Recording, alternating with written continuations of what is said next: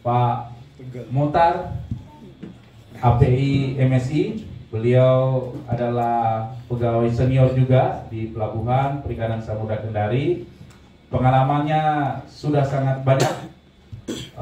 Mulai beliau karirnya ini di awal-awal memang di pengawasan sumber daya kelautan dan perikanan PSDKP. Pernah menjabat sebagai kepala Satker ya, stasiun di Belawan, di Tual, bahkan menjadi koordinator operasi ya, armada ya, di Jakarta Pusat. Dan syukur alhamdulillah saat ini bersama-sama dengan kita di tempat ini. Saat ini beliau sebagai Ketua Tim Kerja Operasional Pelabuhan Perikanan Samudra Kendari. Demikian mungkin sekilas mengenai narasumber kita yang kedua. Tentu teman-teman, adik-adik semua jangan melewatkan waktu kesempatan yang baik ini. Siapkan pertanyaannya dan jangan lupa ya untuk menghubungkan dengan apa yang teman-teman ingin ketahui atau yang ingin materi mata kuliah yang ada di kampus atau yang diberikan oleh dosen-dosen. Untuk menyingkat waktu, kami persilakan ke Pak Muhtar untuk segera menyampaikan materi yang kedua. Luar biasa. Terima kasih ya. Kita lanjut saja materi ini. Ini kaitan dengan kalian nanti kalau mau praktek akhir, kemudian penelitian, disinilah pasti akan meminta data kaitan dengan produksi perikanan. Kemarin saya dari PB minta juga yang S2, minta juga kita kasih. Pokoknya kita siap untuk membantu. Ya. Oke, lanjut. Ya, operasional pelabuhan. Ya, ini ke itu yang bisa.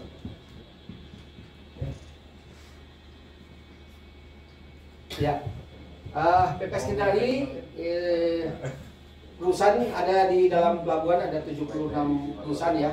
Ini ada beberapa ini yang industri 27, kemudian yang penunjang 25. Selain itu ada juga perorangan maupun yang pembeli kapal.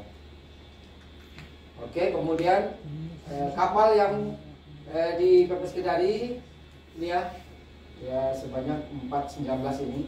Tapi ini fluktuasi ya, ada yang pergi, datang, pergi gitu. Ya saat sekarang ini banyak juga yang masih di luar daerah belum kembali.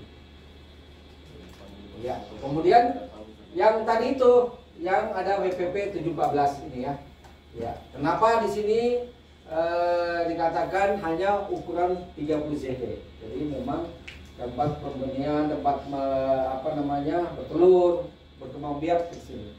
Ya, banyak penelitian-penelitian adik-adik mahasiswa UNAS dari IPB yang berkaitan dengan ikan, cakalang, tongkol, ya, tuna ya. Lanjut, ini produksi kita, kegiatan operasional kita ada pendaratan ikan, tapi memang untuk pendaratan ikan ini dari tahun ke tahun memang menurun ini ya. Ya, tapi ini menurun. Ya. Kenapa menurun? Itulah jadi salah satu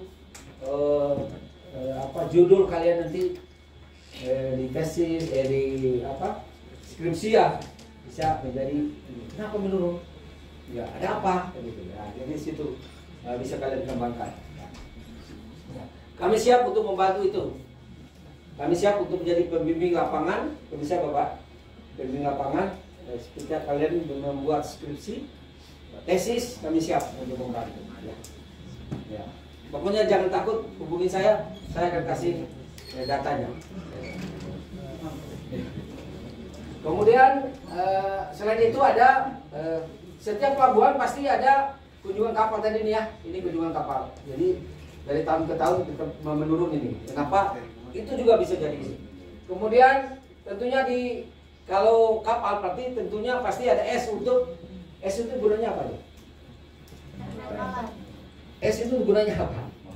Berbekal kapal, kalau kapal. Terus untuk apa? Untuk perawatan ikan. Ya.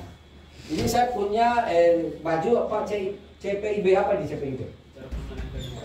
Yang baik ya. Jadi es itu juga salah satu bahan untuk mengawetkan supaya tetap segar.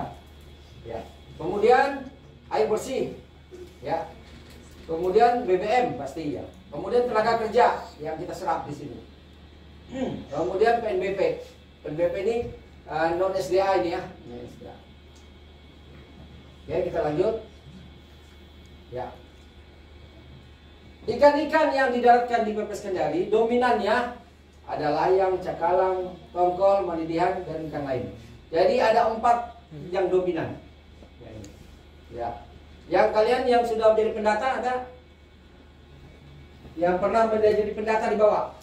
Angkat tangan. Ya. Sudah ya. Baru berapa orang nih? Yang UHO? Ya, kemarin teman-teman UHO jarang ke bawah katanya saya lihat. Ya. Ya. Jadi harus mengetahui jenis ikan karena di situ ada pendataan ikan. Ya. Ada pendataan ikan. Jangan sampai orang timba ikan nggak tahu nama ikan, nggak tahu gitu. Jadi harus tahu. Jadi bisa jadi 3-4 spesies ikan ini bisa jadi bahan kalian untuk itu tadi. Lanjut. Kemudian ikan-ikan yang didaratkan di Pepes Kendari kemana saja? Ya. Jadi ada lokalan, kemudian dalam negeri, kemudian di luar negeri. Ya. Ini ada petanya nanti. Ya. Memang saat sekarang ini yang khusus untuk di Amerika memang ada lagi ini karena tarif. Kemarin saya tanya teman-teman dari Best Seafood memang agak kurang ini produksinya karena harga di Amerikanya tetap, tapi harga pemainnya lokalnya harus lebih rendah lagi. Jadi ada beberapa tempat yang dari distribusi ya dari Kendari ini ke mana saja, termasuk ke Jayapura ini kita kirim ke sana, ke Sulawesi Selatan, Maluku, juga ke Sulawesi Utara, kemudian Bali, Surabaya, Jakarta. Ya. Oke, kita lanjut. Kemudian tadi kaitan dengan produksi kita, pendaratan ikan kita yang di Pepes Kendari. Kemudian untuk menghadapi penangkapan ikan terukur, apa yang harus dilakukan Pepes Kendari sehingga kebijakan itu bisa dilaksanakan. Ini kita punya inovasi yang tempat lain mungkin belum ada, tapi di sini sudah ada. Ya. Pertama, control room. Ya, control room. Jadi di Pepes Kendari sudah ada control room. Ya. 2-3 tahun yang lalu sudah kita bangun control room dan menjadi contoh tempat-tempat yang lain. Ya. Nah, di control room ini bisa mengetahui ya adanya di pas masuk sana. Kemudian di dermaga bongkar, dermaga perbekalan, aktivitas pengepakan, pemantauan PNBP di control room ini. Ya. Jadi di Pepes Kendari, di kawasan Pepes Kendari bisa dimonitor. Mobil yang masuknya sudah ketahuan, bayar langsung termonitor di data kami Pak. Jadi Bapak tadi masuk bayar, nah, langsung terdata Pak. Setiap hari ini, misalnya Bapak bayar tadi kalau mobil 6.000, bayar langsung terdata. Kemudian selain itu di kontrol ini kapal-kapal yang mau masuk dari laut bisa ketahuan juga. Jadi dari jauh sudah ketahuan. Oh ini kapal mau masuk, sudah ketahuan. Jadi sudah ketahuan dari. Kemudian kegiatan dalam kawasan bisa ketahuan juga. Jadi 24 jam kita monitor. Lanjut. Kemudian kita mempunyai tadi yang saya bilang bahwa kapal-kapal yang jauh dari sana, selain VMS ya, yang jauh sebelum masuk ini titik-titiknya kita udah ketahuan ini beroperasi nih dengan ada alatnya ini, spot flash nih. Ya ada alat yang kita pasang di kapal-kapal, tapi ini masih terbatas Pak, terbatas. Jadi ini bisa ketahuan kapal-kapal ini. Ini tanda-tanda bahwa yang pasang. Tinggal klik itu langsung muncul nama kapal sama spesifikasi kapalnya. Ya. Atau klik ini di kontrol room kita langsung ketahuan. Oke, ini juga Pak. Jadi kapal-kapal yang beroperasi bisa ketahuan kita Pak. Jadi dengan alat tadi. Nah, ini dia. Jadi trackingnya ketahuan juga. Jadi dari mana dia? Nah, ini menjadi misalnya adik-adik mahasiswa yang mau penelitian satu kapal ini, di mana saja dia bisa kita. Di mana saja dia menangkap, apakah melanggar jalur atau tidak. Jadi nanti ketahuan. Nanti kita siap membantu untuk itu. Ya, siap membantu. Ya. Ya. Itu karena kami salah satu fungsinya seperti itu. Ya, siap menerima. Tapi disiplin. Ingat ya, disiplin. Ya. Apalagi saya kalau dosen pembimbing lapangan saya harus absensi pagi, absensi sore di blok saya. Kenapa? Nanti bukan saat sekarang kalian menikmatinya. Nanti kalau kalian mau bekerja, kalau saya disiplin juga. Gitu sebenarnya. Bukan saat sekarang. Kalian menikmatinya bukan saat sekarang, nanti. Karena kebiasaan disiplin ya nanti pas bekerja atau nanti kalian mau melamar atau apa gitu disiplin ya.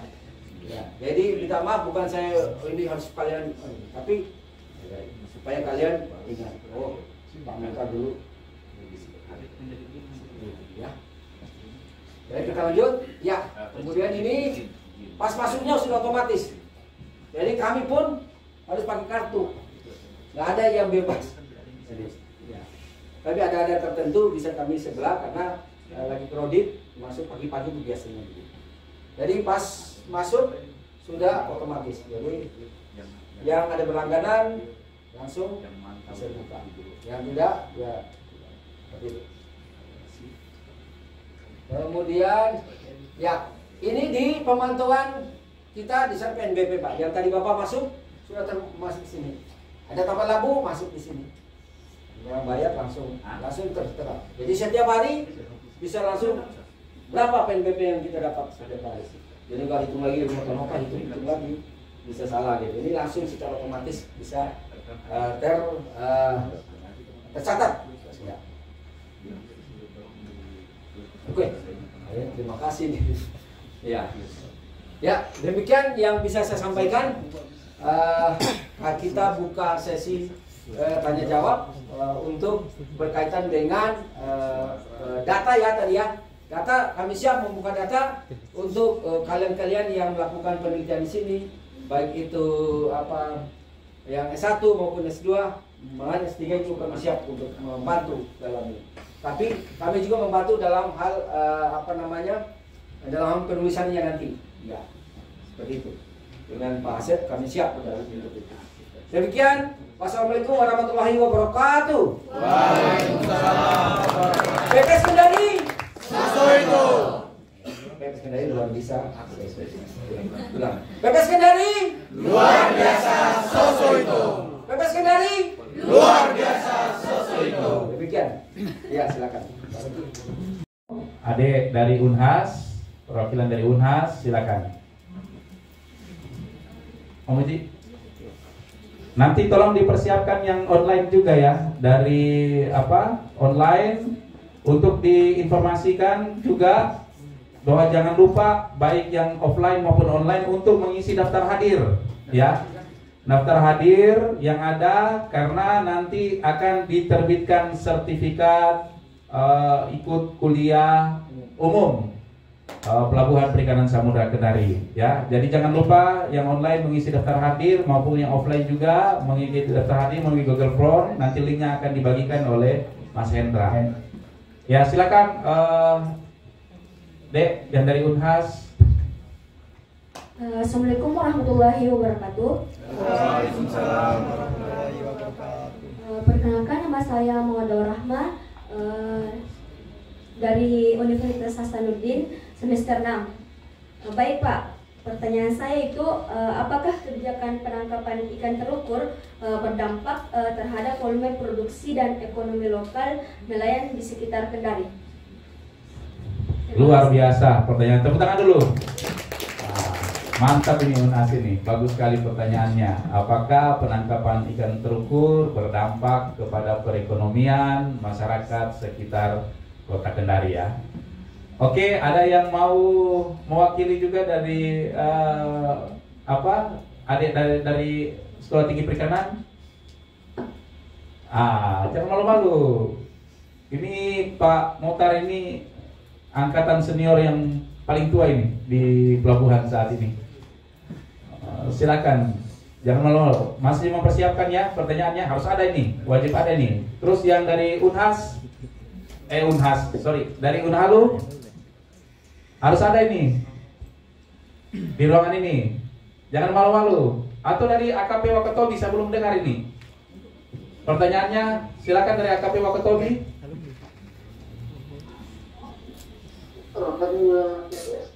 Ada? Cepat. Setelah ini, silakan dari Unas, luar biasa. Silakan, langsung aja ya. Nama ya, serta jurusan sama semester berapa? Bismillahirrahmanirrahim. Assalamualaikum warahmatullahi wabarakatuh. Waalaikumsalam. Pertama-tama perkenalkan, nama saya Andi Zulkifli. Saya mahasiswa program studi perikanan tangkap Universitas Saloleo semester 6. Terkait pertanyaan saya Pak, di Kota Kendari ini bisa kita ketahui di lapangan itu marak terjadi nelayan yang tidak patuh terhadap regulasi yang sedang berlaku Pak. Berhubung kami di semester 6 Pak sudah di pressure terhadap prodi untuk menaikkan judul, tetapi yang sering dilakukan oleh teman-teman mahasiswa di penangkapan khususnya di UO itu judulnya hanya terkait hasil tangkapan, analisis hasil tangkapan. Tetapi saya ingin meminta kepada Pak Materi, karena berhubung senior dan paham di dunia perikanan, masalah apa Pak yang sering terjadi di nelayan ini terhadap regulasi yang telah ditetapkan oleh pemerintah, dan kebijakan apa yang diberikan oleh pemerintah terhadap nelayan-nelayan yang tidak patuh. Misalnya Pak, contohnya terkait kriminalitas penangkapan ikan, illegal fishing itu marak terjadi Pak. Mungkin itu saja Pak dari saya. Sekian, wassalamualaikum warahmatullahi wabarakatuh. Iya, tepuk tangan dulu untuk pertanyaan kedua dari Unhas, menanyakan berkaitan dengan pelanggaran-pelanggaran yang berkaitan dengan penangkapan ikan atau perikanan tangkap. Selanjutnya dari STP.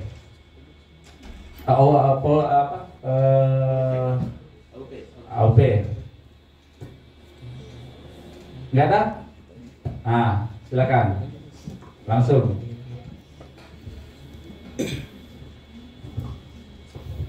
Bismillahirrahmanirrahim. Assalamualaikum warahmatullahi wabarakatuh. Waalaikumsalam warahmatullahi wabarakatuh. Perkenalkan, nama saya Laude Adit Setiawan, program studi teknologi penangkapan ikan dari Politeknik Halusa Perikanan. Yang ingin saya tanyakan, langsung saja, hal-hal apa saja itu Pak yang menjadi faktor, hal-hal apa saja yang menjadi faktor utama menurunnya jumlah produksi dari tahun ke tahun? Mungkin itu saja. Wabillahi taufiq wal hidayah. Wassalamualaikum warahmatullahi wabarakatuh. Waalaikumsalam warahmatullahi wabarakatuh. Alhamdulillah, akhir rangkum ya. Berkaitan dengan terakhir tadi dari AUP menanyakan hal-hal apa saja yang membuat sehingga produksi perikanan itu bisa turun ya. Demikian mungkin Bapak pertanyaan-pertanyaannya, silakan langsung ditanggapi. Iya, ya pertama kaitan dengan kenapa harus menurun dari belakang dulu. Kenapa perikanan kita menurun? Tadi data menunjukkan bahwa setiap tahun kita menurun. Ya. Beberapa penelitian mengatakan bahwa pertama jumlah kapal. Jadi, jumlah kapal, semakin kapal jumlah banyak akan menurun penangkapan. Itu satu. Kedua kaitan dengan alat tangkap. Jadi ikan-ikan yang kecil pun juga ikut, sehingga akhirnya kalau terus menerus produksi kita di WPP 714 ini ada. Itu. Kemudian ketiga fenomena cuaca, ya, iklim yang menyebabkan itu. Cuaca iklim. Kemudian fenomena lain dulu waktu saya di SDKP itu banyak rumput-rumput di atas itu sehingga ikan nggak bisa lari ke bawah. Seperti itu. Itu fenomena lain. Tapi ini merupakan hal yang bagus untuk kalian menjadi penelitian kalian. Kenapa bisa? Ini kan harus analisis nanti. Ya, saya hanya ngomong doang dulu nih. Harus analisis benar nggak omongan saya. Jadi ini menjadi satu judul analisis produktivitas kapal apa gitu, produktivitas penangkapan ikan apa gitu. Jadi bisa menjadi salah satu judul ya, Pak. Salah satu judul seperti itu. Kemudian yang satu lagi tadi kaitan dengan maraknya pelaku illegal fishing. Ya, bisa juga nanti kalau mau ini. Nanti bersama dengan PSDKP, kenapa mereka tidak patuh? Kenapa ini? Ya, tentunya pasti ada halnya. Ada hal sebabnya kenapa mereka. Tentunya pertama mereka tidak mau dimonitor. Ya. Nah, harusnya mereka menangkap di bawah 12 mil karena ini tidak patut mereka menangkap di atas 12 mil.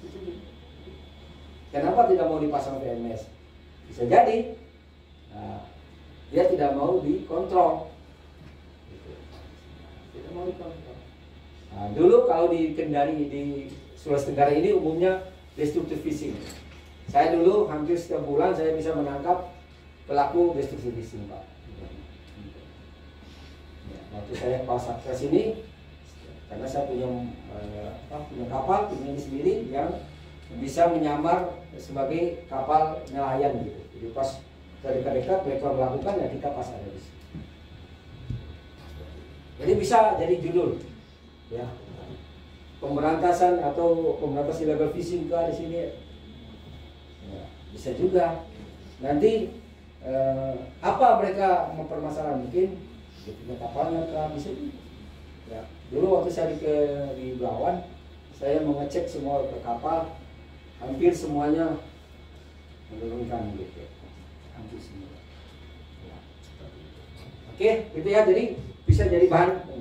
Kemudian yang tadi kaitan dengan PIT ya, penangkapan ikan terukur. Jadi penangkapan ikan terukur ini kan. Jadi bagaimana kita pemerintah mengukur? Ya. Makanya kita mendata itu.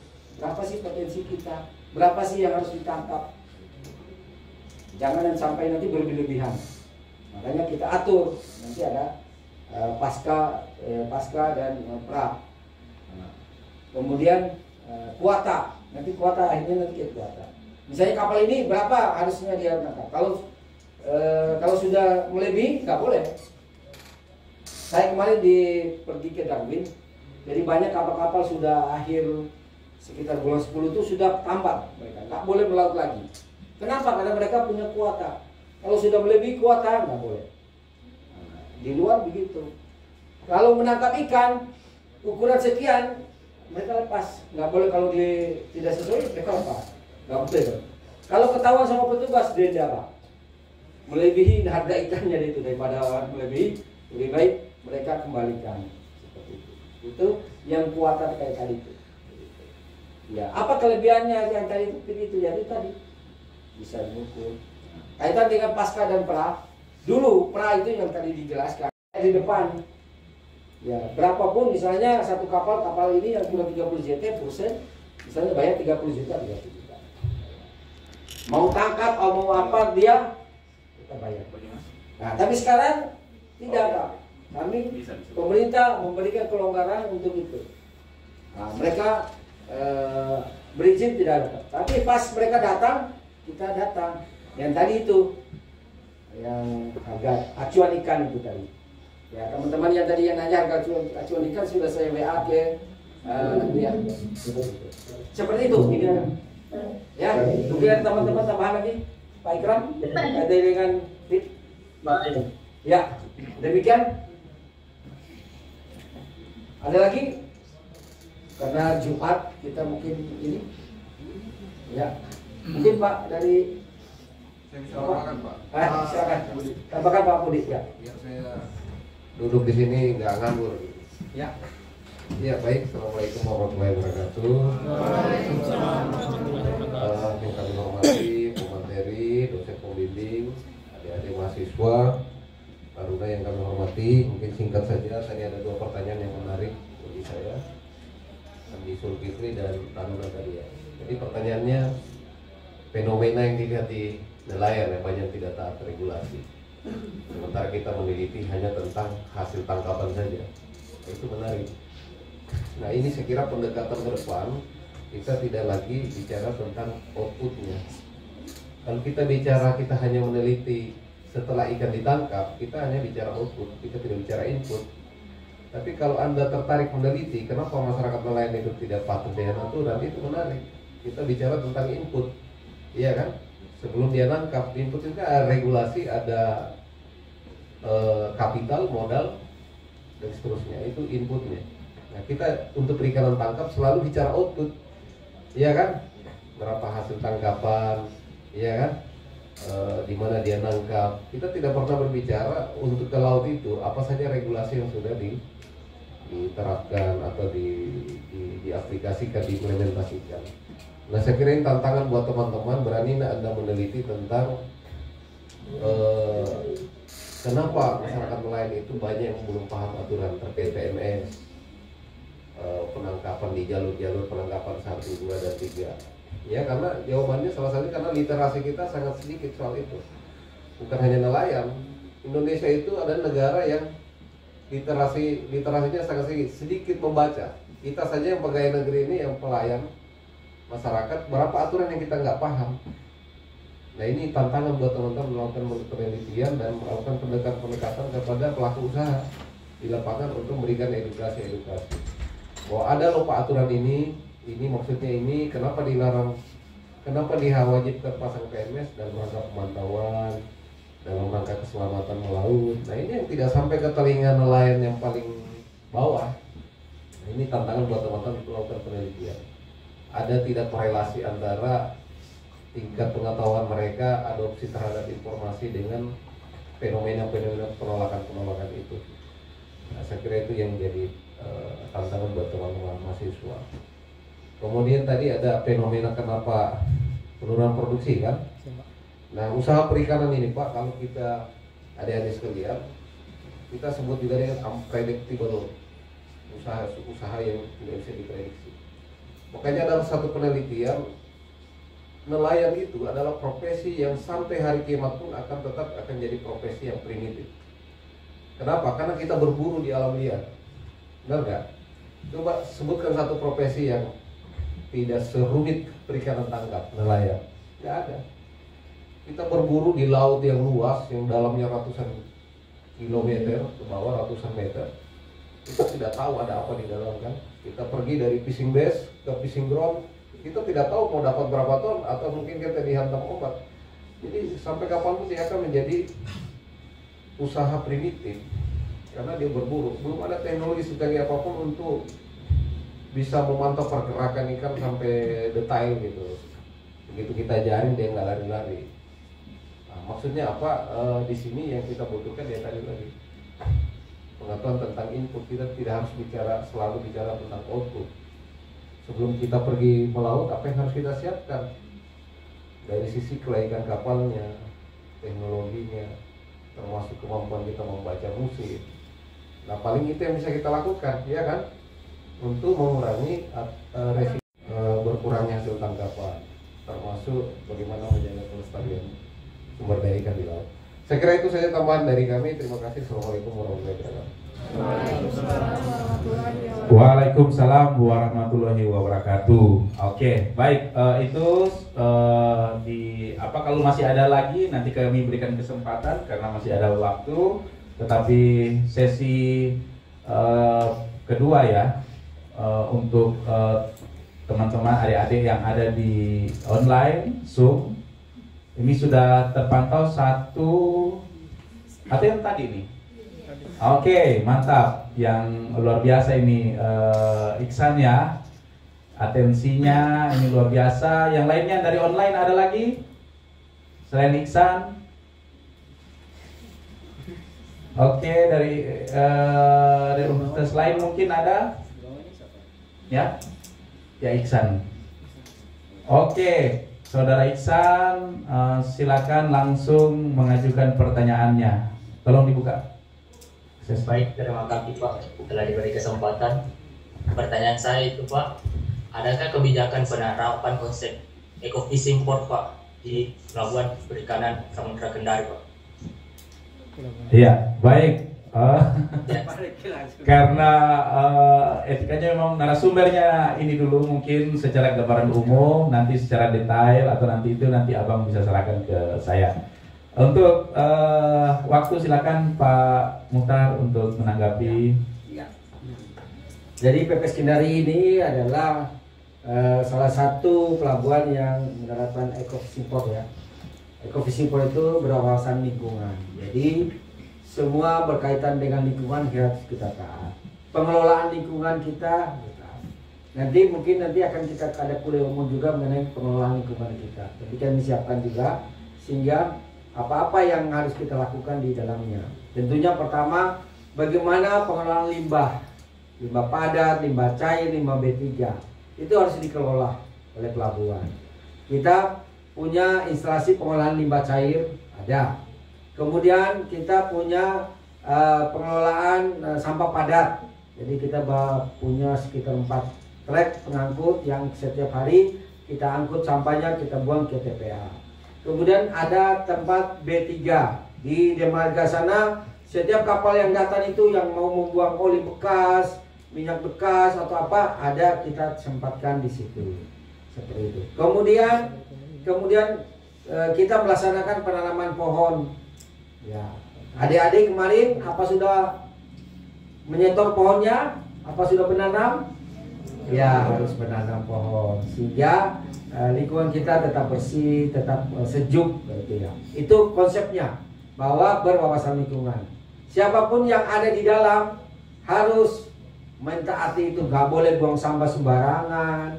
Ya, teman-teman yang magang-magang ini mahasiswa harus memberi contoh. Jangan memberi contoh yang baik. Nggak boleh membuang sampah di laut. Ya. Ya, kemudian selain itu kapal-kapal yang melaut itu harus membawa kembali itu mereka sampah-sampahnya yang mereka bawa, misalnya bungkus Indomie, yang plastik-plastik mereka harus bawa dan store kepada kita untuk kita timbang dan kita catat. Seperti itu. Mungkin ada tambahan Pak kaitan dengan apa? Iya, baik. Terima kasih atas kesempatannya diberikan ke moderator. Kebetulan memang Eco Fishing Port ini bagian ranahnya sarana prasarana yang ditugaskan kepada kami melalui SK tentunya, melalui proyek AFD ya. Kami semua di sini tim. Ini Pak Muhtar, Pak Budi yang sebelumnya juga yang menangani hal ini, monggo juga nanti ditambahkan Pak Budi.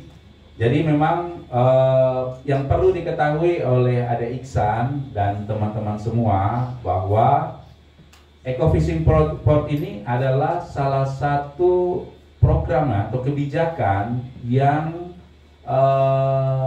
diterapkan oleh Direktorat Jenderal Perikanan Tangkap ke beberapa pelabuhan perikanan yang menjadi pilot project untuk kegiatan Eco Fishing Port ini. Jadi ada 4 pelabuhan Pak Budi ya, mohon dikoreksi kalau saya salah.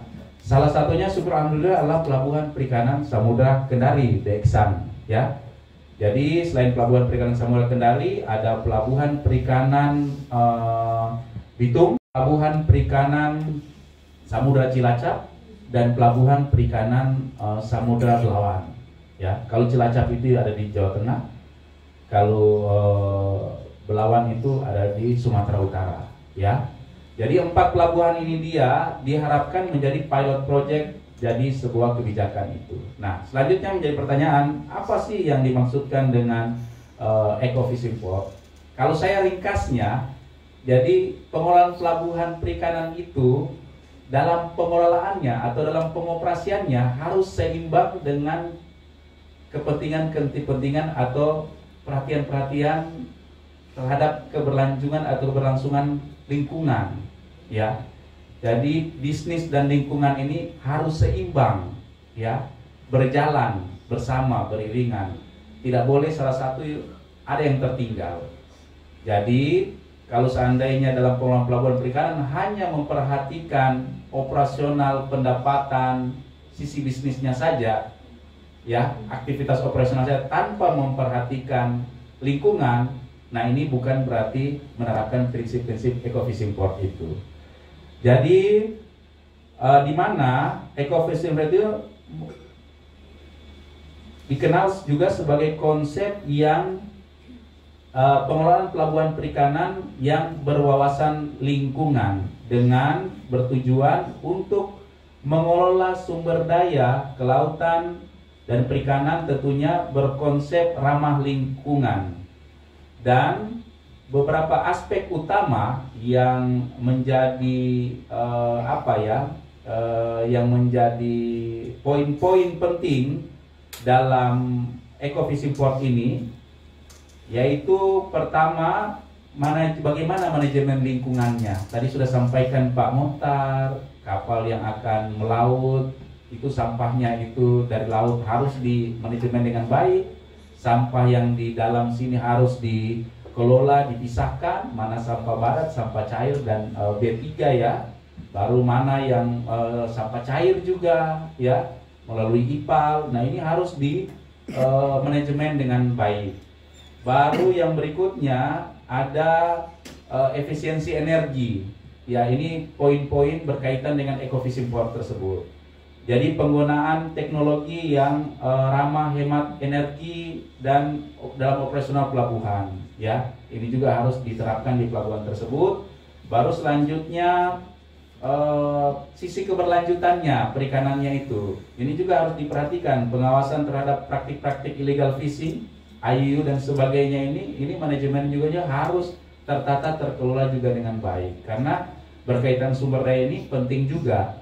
Jadi kalau seandainya tidak dijaga, tidak dikelola dengan baik, ya otomatis nanti pelabuhan perikanan ini dirinya bisa tutup juga. Yang terakhir berkaitan sosioekonominya, ya, sosioekonominya peningkatan kesejahteraan nelayan. Nah tadi sudah disampaikan kan bagaimana dampaknya. Sebenarnya harapan besar pelabuhan perikanan ini dapat sebagai multiplier effect ya terhadap masyarakat yang ada di sekitar. Karena memang dengan adanya pelabuhan perikanan ini dia tentu pertama yang mendapat manfaat yang paling dekat adalah nelayan. Nelayan itu tidak perlu lagi menyandarkan ikan, membuat dermaga dari kayu dan dengan biaya investasi yang cukup besar. Dengan ada pelabuhan sudah bisa mendaratkan ikan di sini. Dengan yang berikutnya untuk mengisi perbekalan melaut dia tidak perlu jauh-jauh karena di sini sudah ada, mulai dari BBM-nya ada, airnya ada, perbekalannya ada. Jadi tidak perlu lagi dia butuh mobilisasi, transportasi, komunikasi untuk mengadakan semua yang saya sampaikan tadi. Nah ini manfaat yang bisa didapatkan. Terus yang selanjutnya manfaat lagi berikutnya dengan adanya pelabuhan perikanan ini tentu penyerapan tenaga kerja. Ya, dengan ada pelabuhan perikanan ini dia tentu yang paling dekat di sini ya masyarakat Kota Kendari.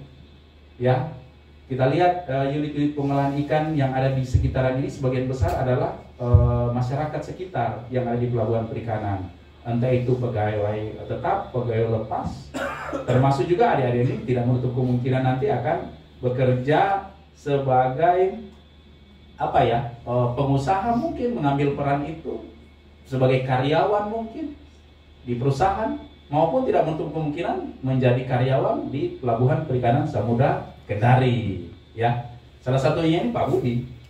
Jadi Pak Budi ini ya orang sini.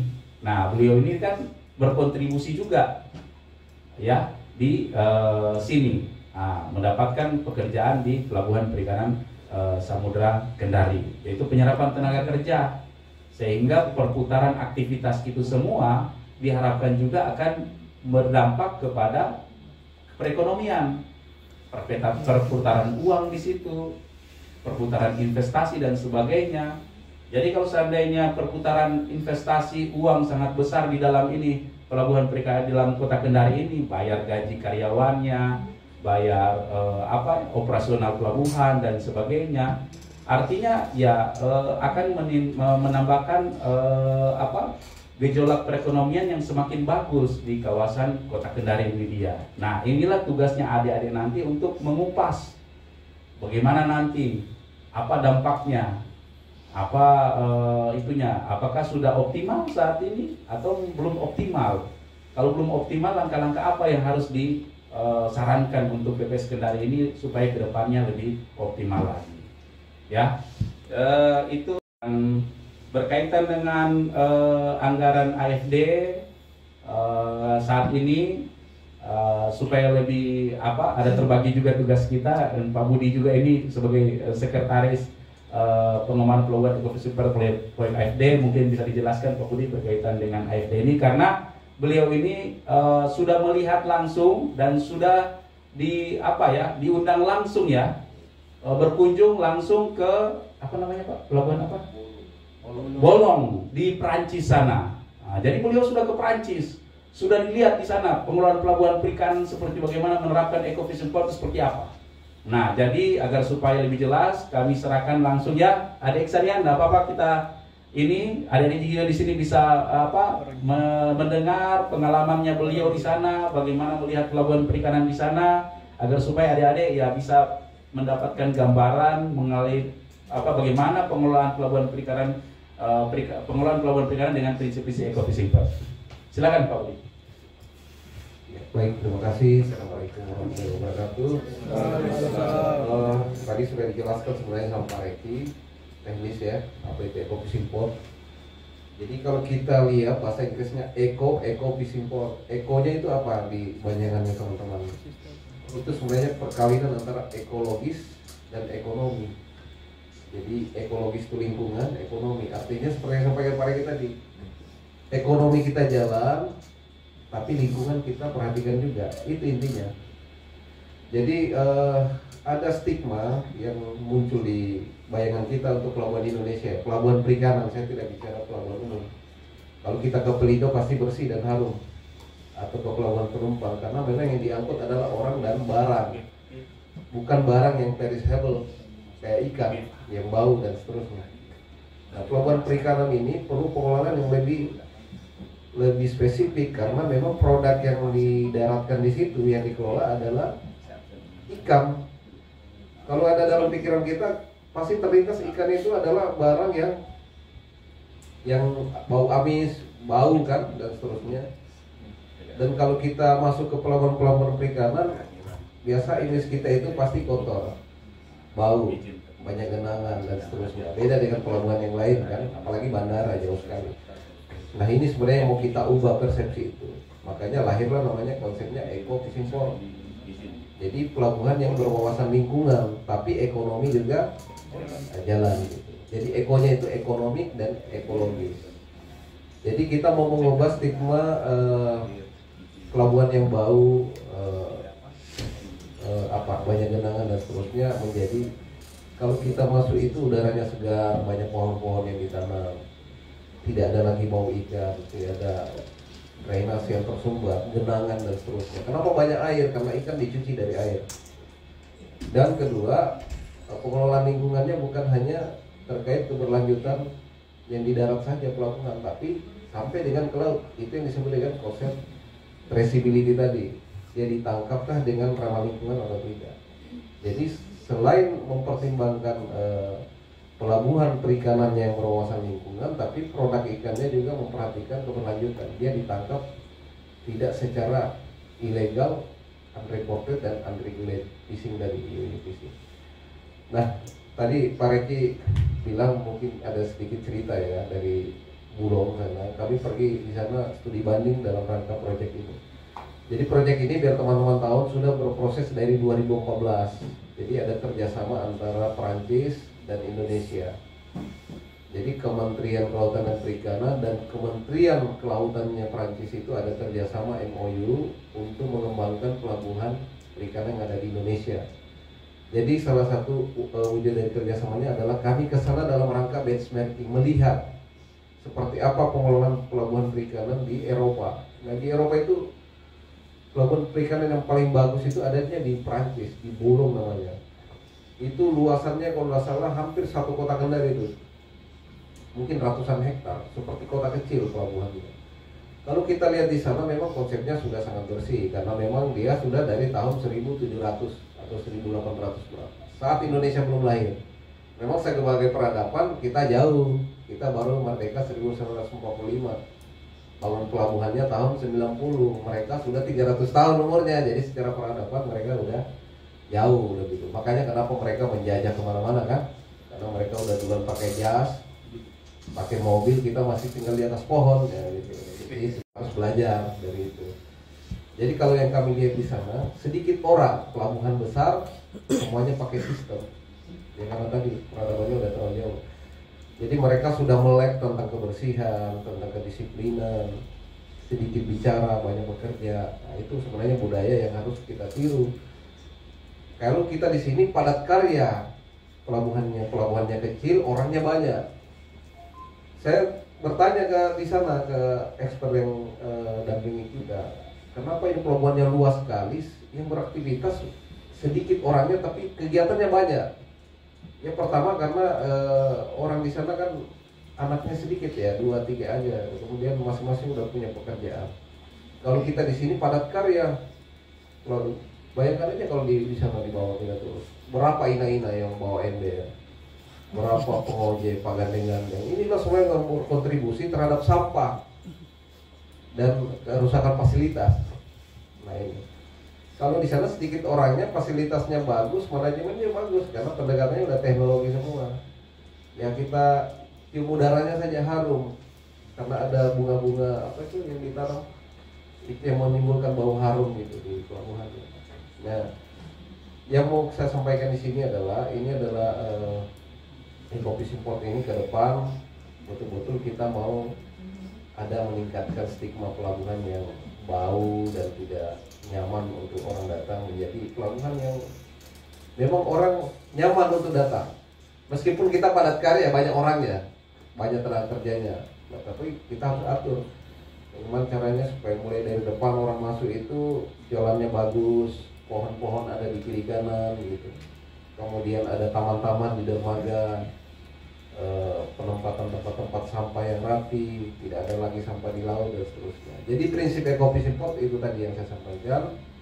Kegiatan ekonomi jalan, bertumbuh, ada pertumbuhan investasi, tapi lingkungannya juga sama pentingnya dengan ekonomi, iya kan? Nah ini teman-teman pasti sudah punya bayangan. Apa itu Ecoffish Import? Saya kira itu dari saya, tambahan. Terima kasih. Assalamualaikum warahmatullahi wabarakatuh. Ya, demikian berikan aplaus terakhir untuk sesi pertanyaan kita pada siang hari ini. Dan kalau kita berikan satu lagi kesempatan ini, kebetulan satu ya, Dek Karinda, boleh diaktifkan videonya Dek? Oke, mungkin ini kita cukupkan yang terakhir ya, penanya terakhir, mengingat waktu. Silakan Dek mengajukan pertanyaan secara ringkas dan jangan lupa menyebutkan nama serta semester berapa ya, asal universitas. Silakan. Ya, baik Pak, terima kasih. Sebelumnya, Assalamualaikum warahmatullahi wabarakatuh. Waalaikumsalam warahmatullahi wabarakatuh. Perkenalkan diri, nama saya Karinda Maulana Akbar Yana Putra. Saya program studi teknologi kelautan semester 4 Pak. Saya di kampus Politeknik Kelautan dan Perikanan Pangandaran. Mohon izin bertanya Pak, apa saja teknologi yang dapat diterapkan di PPS Kendari dan tantangan utama jika penerapan teknologi kelautan yang berbasis IoT Pak? Terima kasih. Ulangi lagi pertanyaannya, Karinda. Apa saja teknologi kelautan yang dapat diterapkan di PPS Kendari dan tantangan utama jika penerapan teknologi kelautan yang berbasis IoT, Pak. Oke, baik. Secara singkat sudah ditangkap yang ditanyakan berkaitan teknologi kelautan yang diterapkan di Pelabuhan Perikanan Samudra Kendari. Ini kami serahkan mungkin langsung berkaitan ini, Pak. Ya, apa saja yang mungkin yang pengawasan dan sebagainya, ya mungkin fungsi pengawasan apa? Iya, oh iya. Kan PMS bisa juga dikatakan fungsi pengawasan juga, atau berkaitan dengan apa pengelolaan ruang kontrol, terintegrasi data dan sebagainya bisa juga. Silakan, Pak. Ya, terima kasih. Tadi di paparan kami ada beberapa inovasi-inovasi berkaitan dengan teknologi. Ya, pertama tadi kaitan dengan penggunaan potres ya. Jadi sama dengan kayak VMS. Jadi kapal-kapal kecil potres namanya. Tadi bisa dilihat tadi bisa ketahuan mereka posisinya di mana menangkap, kemudian trackingnya bisa ketahuan. Sama dengan VMS. Jadi satu itu potres, kemudian kedua VMS ya, tentunya VMS karena teknologinya penginderaan ya. Kemudian selain itu tentunya ada ruang kontrol kita yang bisa memonitor semua pergerakan kegiatan perikanan di kawasan PPS Kendari dan sekitarnya. Jadi selain di dalam kawasan yang kita kontrol, kemudian kapal-kapal yang beroperasi di luar yang berdekatan dengan PPS Kendari kita bisa kontrol. Kemudian kaitan dengan manajemen ya, menyatukan manajemen IT sehingga produksi setiap saat bisa langsung terkonek. PNBP terkoneksi secara langsung bisa ketahuan. Jadi detik ini juga misalnya kita bisa membuka kapal yang saat ini menjalankan sudah berapa hari ini ya, jadi sudah ketahuan. Jadi seperti itu Adinda. Jadi nanti bisa menjadi salah satu objek ya penelitian kaitan dengan tadi ya teknologi kelautan tadi. Ya. Itu yang ada di ini ya di PPS Kendari. Ya nggak tahu saya di tempat lain teknologi apa lagi.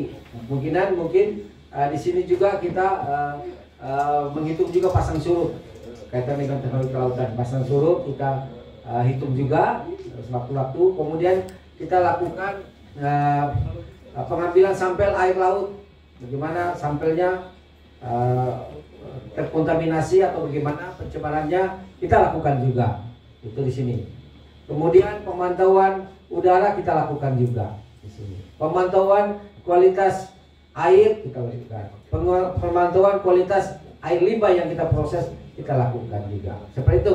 Demikian mungkin yang bisa kami sampaikan. Ya, baik. Jadi saya tambahkan berkaitan dengan teknologi kelautan ya.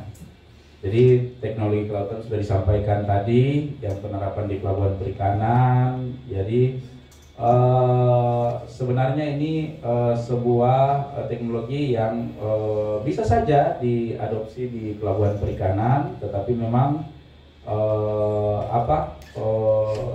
lebih banyak ke pemantauan ya, sistem pemantauan laut ya, pemantauan lingkungan laut, teknologi penangkapan ikan yang berkelanjutan. Nah ini kita di sini sudah disampaikan juga oleh Pak Budi tadi, bagaimana traceability-nya,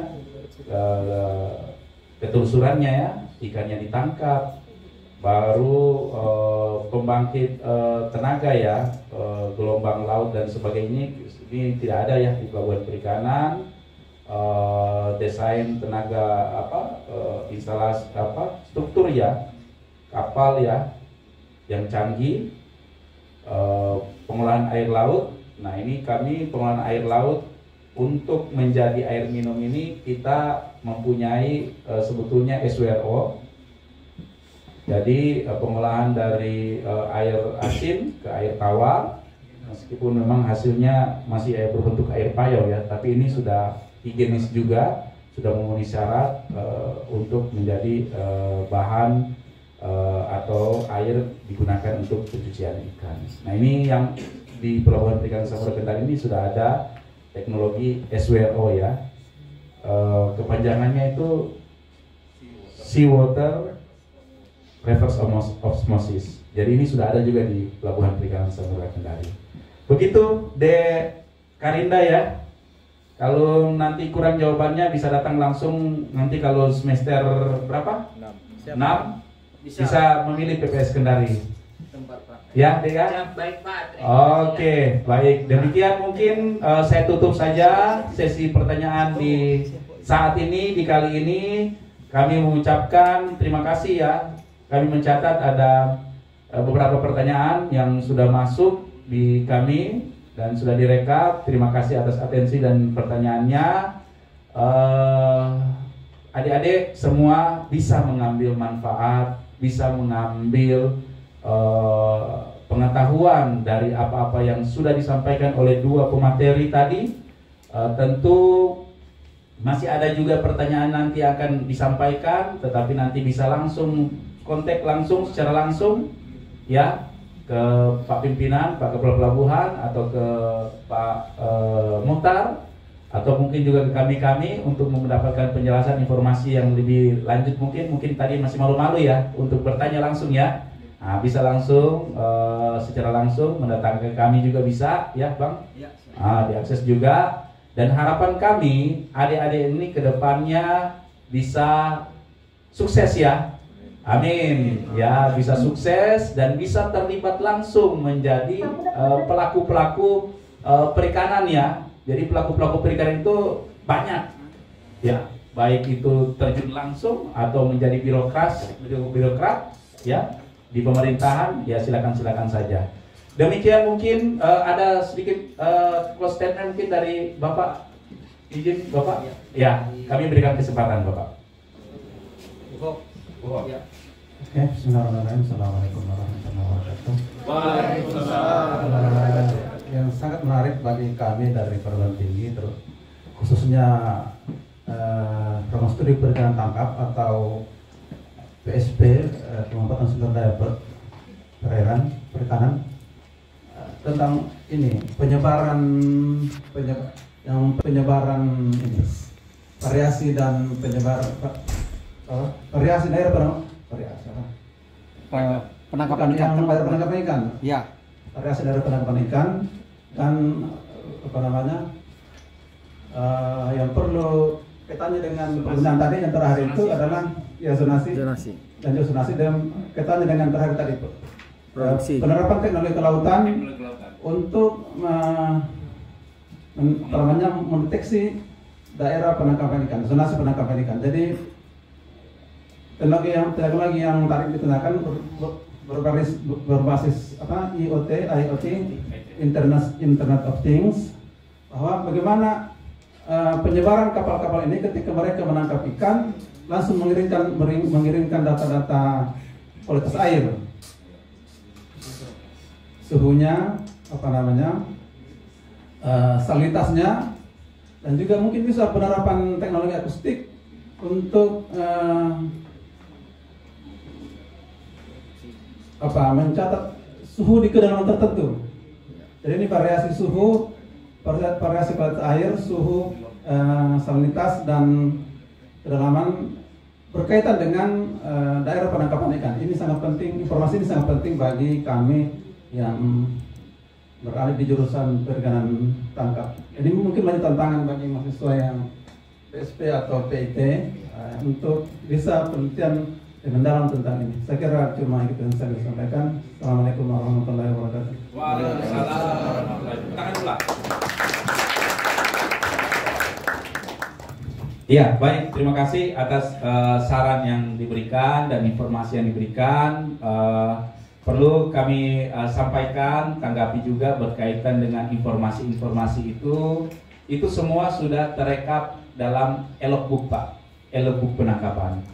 Jadi logbook penangkapan itu merupakan laporan yang dibuat oleh nakoda kapal atau awak kapal perikanan manakala dia akan menangkap ikan di fishing ground. Dia akan harus melaporkan di lintang bujur mana secara otomatis by system Pak.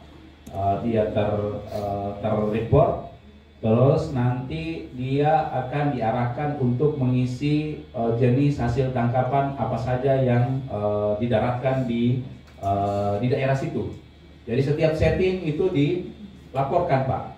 Jadi dia berpindah lagi tempat mana dia tangkap, setting. Jadi ketahuan ikan berapa ton jumlahnya, jenisnya itu dari mana yang dia tangkap, daerah mana, posisi koordinat lintang bujur sudah ada. Nah itu baru panjang lebar ukuran ikan yang didaratkan juga ini di cover oleh namanya observer Pak.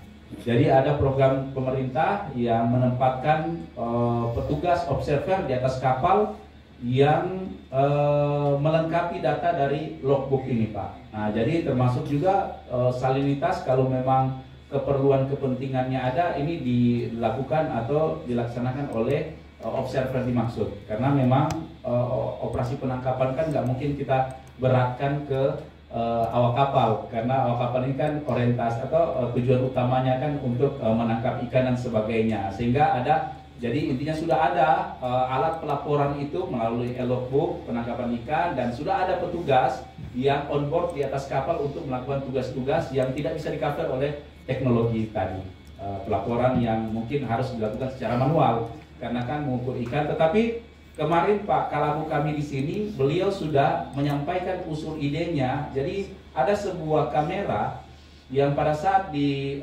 scan itu langsung ketahuan jenis ikannya apa, ukuran, berat, dan itu sudah langsung bisa muncul semua.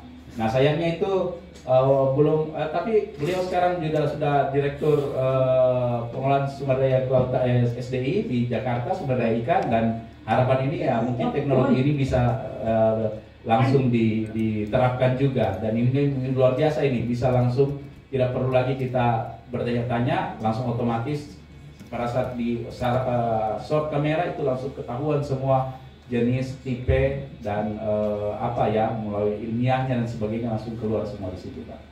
Nah ini mungkin sebagai informasi tambahan, tentu kita tidak berhenti dari sini, tetap akan berbenah terus, termasuk informasi dari Bapak tadi dan sebagainya, termasuk dari adik-adik ini ya.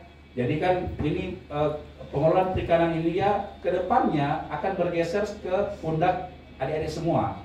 Jadi kami ini semua akan bergeser dan akan menduduki posisi ini siapa lagi? Generasi-generasi muda, penerus-penerus bangsa tentunya, dan ini harus dipupuk, harus ditanam, harus dibekali mulai dari saat ini, termasuk saat ini di kuliah umum Pelabuhan Perikanan Samudra Kendari.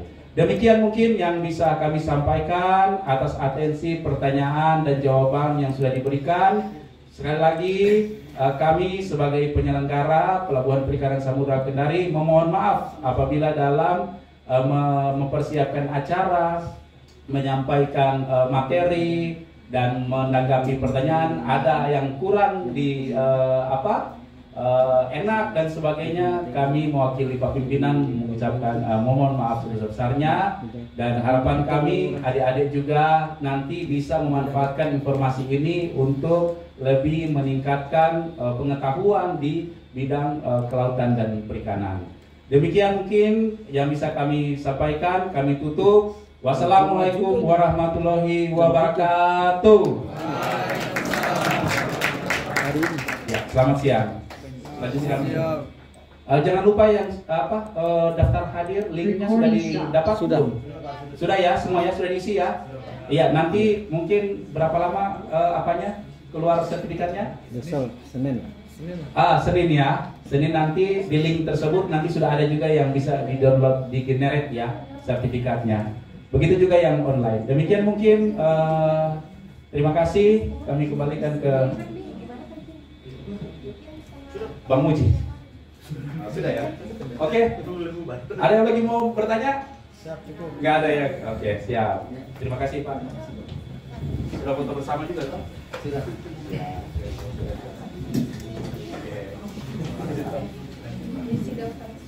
Oke. Ya. Jadi boleh kembali ke tempat penugasannya masing-masing ya.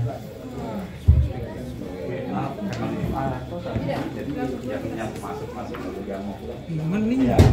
Jadi mungkin di jadwal ada yang WFA, WFO. Jadi yang WFA itu boleh pulang. Kalau tidak ada ya masuk semua ya kembali ke tempat tugasnya masing-masing. Tapi kayaknya kalau mahasiswa semua WFO ya. Jadi terutama yang di pendata sana, nah itu nanti bantu-bantu di petugas pendata ya. Mungkin sekian, terima kasih, selamat beraktivitas. Assalamualaikum warahmatullahi wabarakatuh.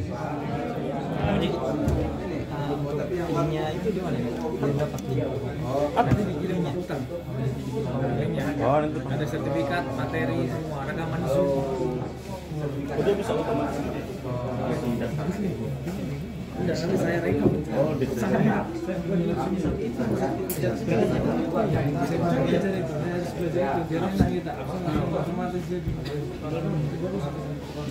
Saya belum belajar sampai sini. Ya, jangan Bapak. Terima kasih Bapak. Jadi saya